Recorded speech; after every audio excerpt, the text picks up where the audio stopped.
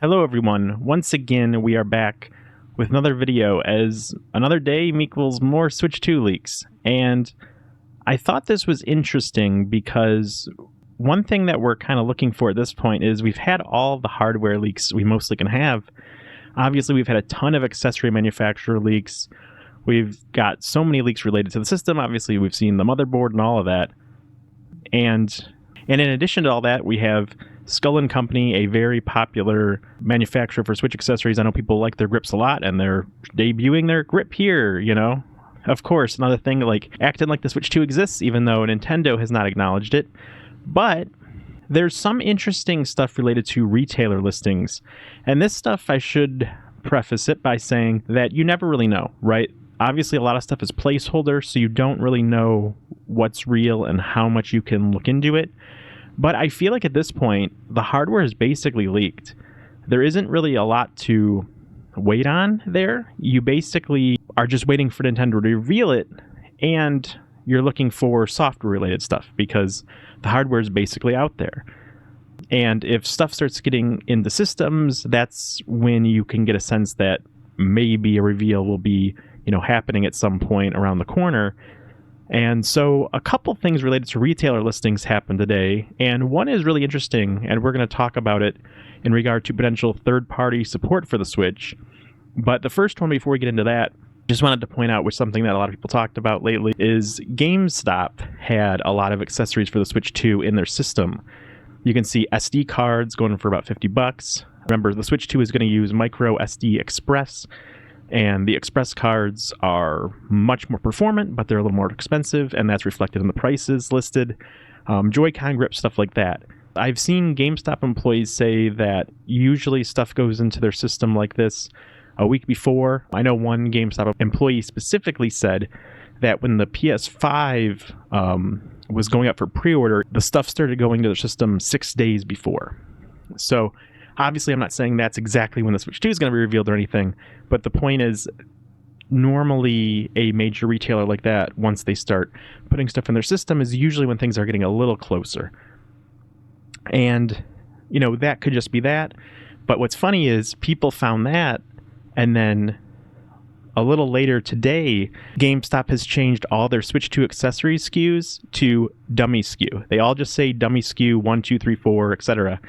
And that's very funny. They remove the pricing, everything. They're just like, it says category Switch, description, dummy SKU. And just a little earlier, they were listing specifically Switch 2 accessories.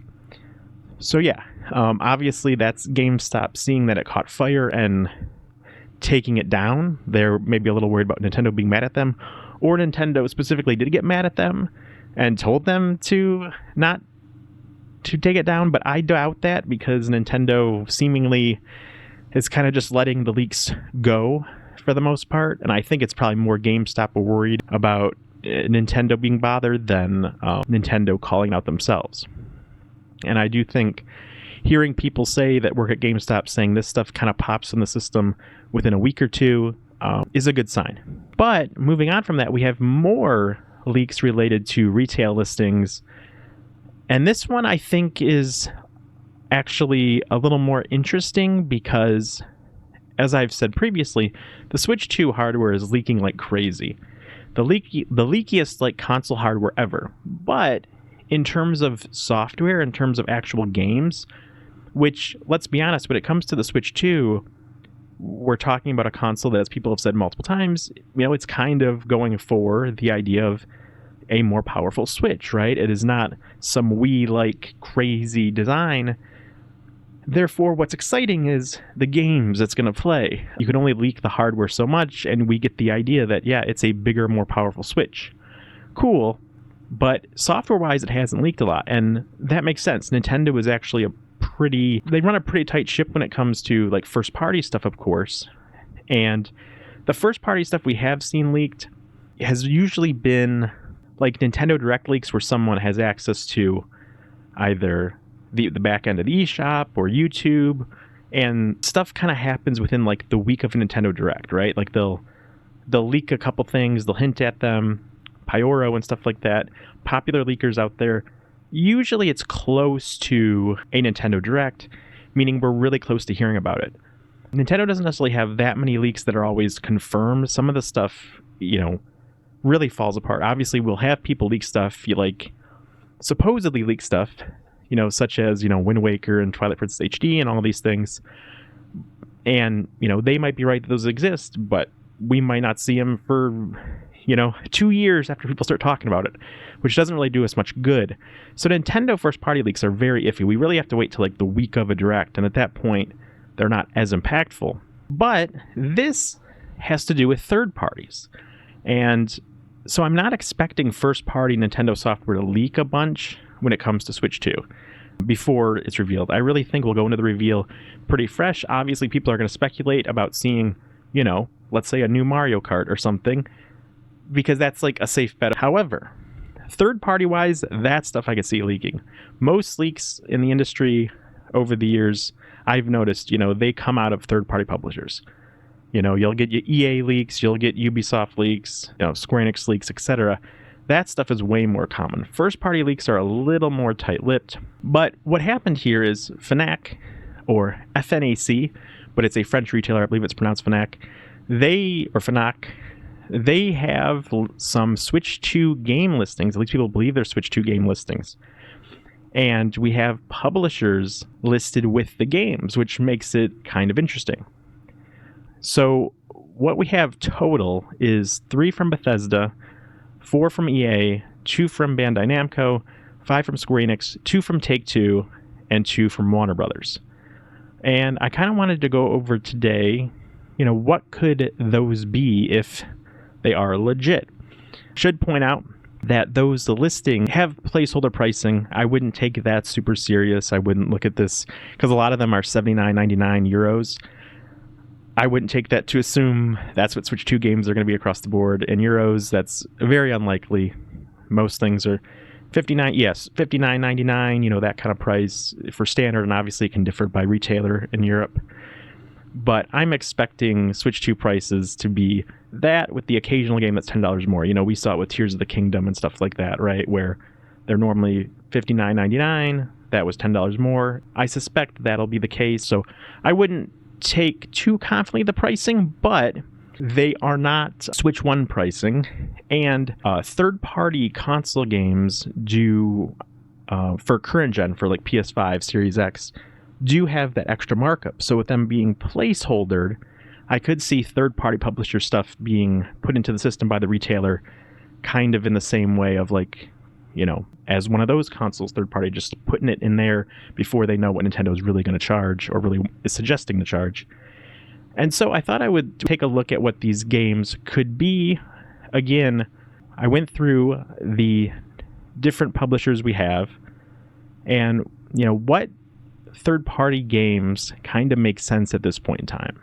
One thing I would like to point out is that Bobon, I'm not sure how to announce their handle totally, but who found this stuff, was able to find 3 games listed by comparing to other SKUs in the system, and they're extremely confident that they found Tekken 8, FIFA, and that could mean, again, not clear if that means, 2K FIFA or EAFC. Obviously, that has changed there. And then also Red Dead Redemption 2. They did that by looking up the codes where we found these listings and kind of cross-referencing them with, other console SKU versions. And they're really confident those 3 are found. So yeah, that would be 3 of them. And I could see that totally being true. Tekken 8 especially, that's one of the heavier fighting games. It is not on last gen. There is no PS4, Xbox One version of Tekken 8. So I think that one really stands out to me. I think that's a great one to have listed, a great sign for Nintendo and the Switch 2. So yeah, if that is legit, if that proves to be legit, I think it's a good sign, right? A current gen port, and again, a fighting game that, you have to have that be a 60 FPS game. There's no, they're not going to put out a 30 FPS version of Tekken 8. That's not what the audience would really buy. So I think that's a really good one to have listed. And then, of course, Red Dead Redemption 2 really stands out. Of course, that game came out on PS4, Xbox One. So obviously the Switch 2, no problems. I mean, that could have probably been maybe even some down port onto the Switch, right? Maybe it would have been possible to nip and tuck it and get it on the original. So Switch 2 should be no big deal, but that's definitely one that you could easily see them being happy to, take. It doesn't hurt to have a game like that on your system, especially, on a portable. So those could be 3 of the games that are going to be early Switch 2 third-party games. So again, we had 3 Bethesda, 4 EA. If we're assuming it's EAFC they're referencing and not FIFA, but we're not sure there. And then Take-Two, obviously, one would be Red Dead 2. And Bandai Namco, obviously, Tekken 8 would be one of them as well. So, other potential ones, if you look at Bethesda, I think Indiana Jones, which came out recently, Indiana Jones and the Great Circle, which I'm actually currently playing, I think is very good.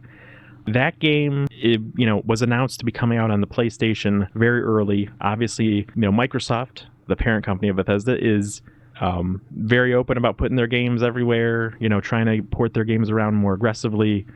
And yeah, before Indiana was even out, they were talking about PlayStation. I could totally see that game being one of them on the list. Doom Dark Ages is coming up, and that would be another one I think that would fit really well and could be pretty likely. They're starting to market that game. There's an Xbox Developer Direct later in the month, and Doom Dark Ages, a lot of people think is going to be there. I could totally see that coming on there. Obviously, Doom 2016 came out on Switch, so I would not be surprised to see Doom continue.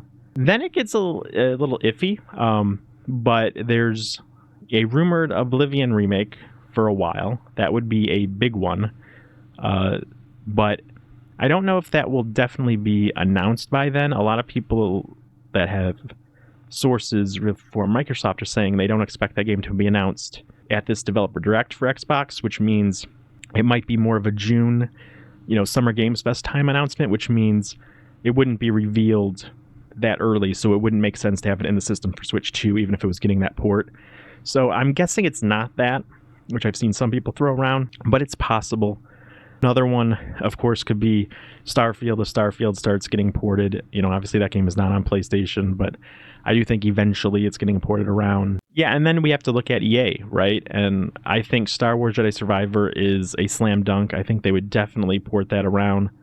EAFC, again, they listed FIFA in the EA category, but obviously EA is not like the same FIFA brand, so I assume they mean EAFC, EA Football Club. Then Madden is a slam dunk as well if EA is getting out there. And then their 4th game is kind of iffy. I'm not sure what exactly it would be. Obviously, Dragon Age could be ported. They could be getting back into a different sport or something. Maybe The Sims 4, which never came out on Switch, is getting included with a bunch of DLC or something. But we don't know for sure. Obviously, it could also be a new game that we don't know about that EA is going to announce in the future. When you look at Bandai Namco with 2 games, as we said, Tekken 8 is going to be one of them if this cross-referencing is correct. The other one that would be obvious to me, I would put it kind of a battle between these two, would either be Elden Ring, of course, right? That's a game that makes sense. You'd port it everywhere. It's a huge hit. And, people might like having, an official, portable console version of it. But the other one I was thinking of is it could be Dragon Ball Sparking Zero. I think, that game is not super old. It's a pretty recent release. Dragon Ball is a huge IP. So I feel like that one could be the other one. And yeah, but obviously, again, we're just looking at stuff that's in the system currently. Like the Switch 2 could get both those games and get those games early. It doesn't have to be only 2 games. We're just going over what is potentially in the system currently. And these games could be not like, it has to be only these games from these publishers and that's it ever, But yeah, for the system right now, it seems like it's Tekken 8 and then one other game. I would say it's either Elden Ring or Sparking Zero. And then this is kind of funny because the publisher with the most is Square Enix. And that's not surprising, is it? I mean, Square Enix, I feel like they supported the Switch extremely well. Obviously, they announced Octopath Traveler like at the big Switch January 2017 conference. And, Triangle Strategy and, all these things. The HD 2D games were very good to Nintendo. They had a lot of like timed exclusives in that realm and stuff, but then also bigger stuff. And Square Enix has recently talked about their third-party strategy. They want to be more third-party because they feel like their games are being squeezed sales-wise by making games exclusive. Even if they're just timed exclusive, they're kind of going against that strategy nowadays and would like to put their games as many places as they could.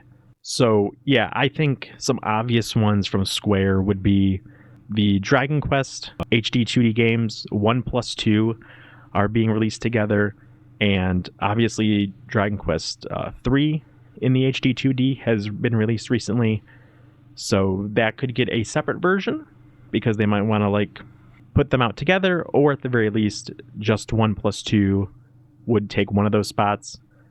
I think Nier Replicant, which never got a Switch port, could very well happen because, you know, obviously Nier Automata is already on Switch, so it would kind of make sense for them to put the other Nier game out on there. And then you get into, you know, the very obvious is, you know, Final Fantasy VII Remake, FF7 Rebirth, and then of course you have Final Fantasy 16. I think those would be my best guesses. You know, there's always potential others. Final Fantasy 14 could finally come out on a Nintendo platform, since obviously it came to Xbox. They're doing a mobile version. You know, they're trying to get that game everywhere as well. And hey, if the MouseCon thing pans out, that's a neat little bonus thing for navigating menus and all that. But I'm not expecting that right away or anything. I think 16, the Dragon Quest games, Nier Replicant, and 16 and Final Fantasy VII Remake especially, going into then Rebirth. They wouldn't release both at the same time, I don't think. But those would be the best guesses for there. There's also like the Mana games or Trials of Mana, those games. But again, the developer seems like they might have shut them down. Square Enix might be shutting them down, so I don't know if they're going to bother pushing that, but it remains to be seen. But yes, I do expect Square to have a lot of support on Switch 2 because, like I said, they specifically called out that they want to be on more. They want to be more multi-plat, and Nintendo dominates in Japan. So I think the fact that Square has the most games listed in the system, if this does pan out, is not to be surprising. And then yeah, Take-Two, again, Red Dead Redemption 2 was listed. I think that's a slam dunk. If Take-Two is giving support, then I do think that's a game that they would port on Switch 2, because like I said, again, that's probably very easy. It could probably look really good and run really good while being on a portable console, so they would definitely make extra money on that. People would buy the game again. And then I think, you know, obviously people would say, well, maybe it's GTA 6. Again, GTA 6 might happen, but these are not like all the games ever coming out, right? These are just games that are in the system now, which to me would say these are games maybe planned for a little earlier in the system's life.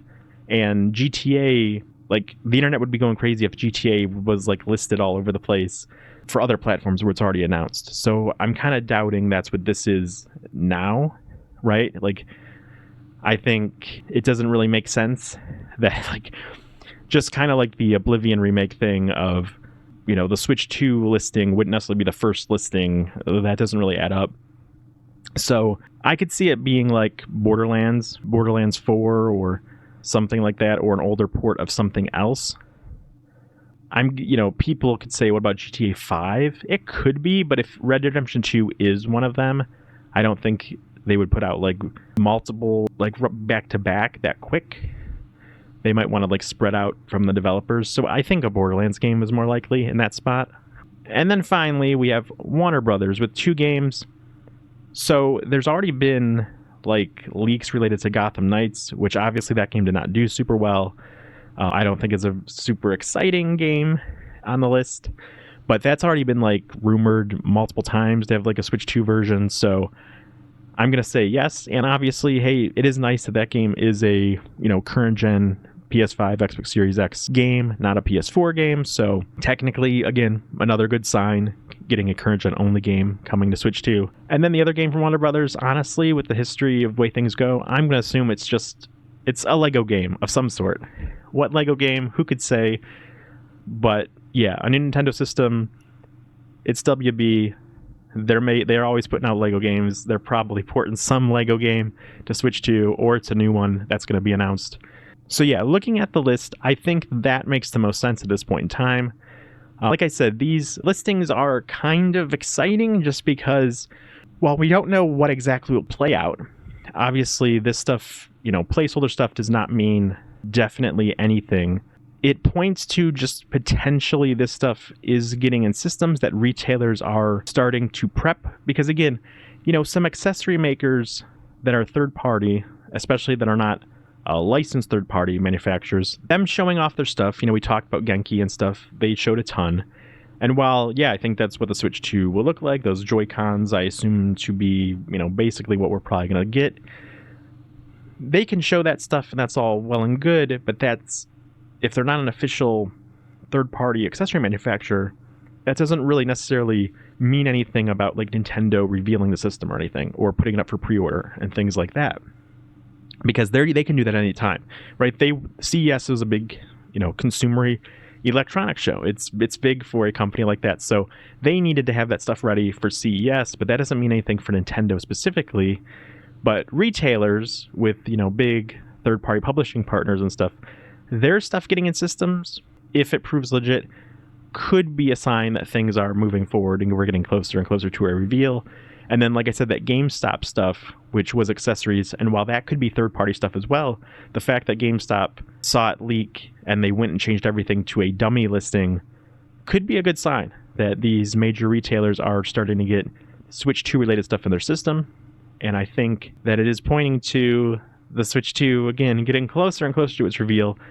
I'm not going to say I'm confident in any one specific day or week, but as I said with the accessory stuff, I think within the next month, if it's either January, and if there's not an exact timeline in January, it'll be February, but they have their investor meeting on February 4th, so either it'll be revealed by then, or at that event they're going to say, yep, we're revealing the Switch 2, next week or whatever.